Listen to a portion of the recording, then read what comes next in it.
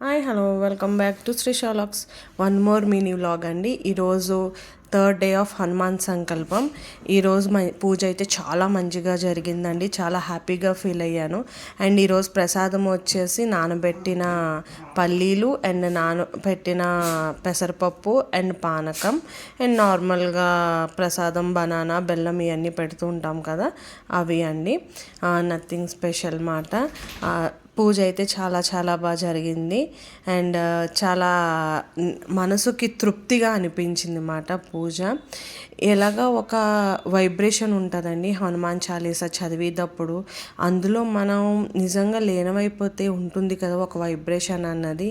ఒక నిజంగా హనుమాన్ మనకి చాలా స్ట్రెంగ్త్ని ఇచ్చాడా అనేనంత వైబ్రేషన్ ఉంటుందండి. చాలా మంచిగా అనిపించింది. అండ్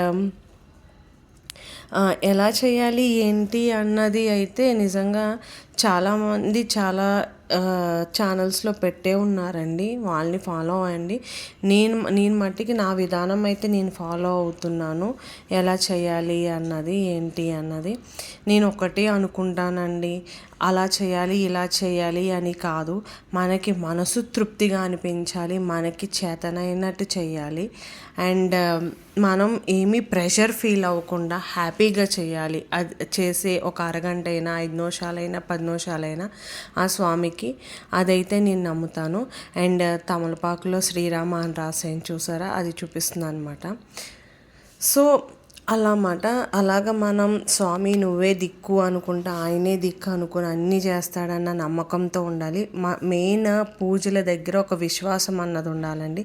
విశ్వాసం ఉంటే అన్నీ ఆయనే చూసుకుంటాడన్న నమ్మకం కూడా మనకు ఉండాలి.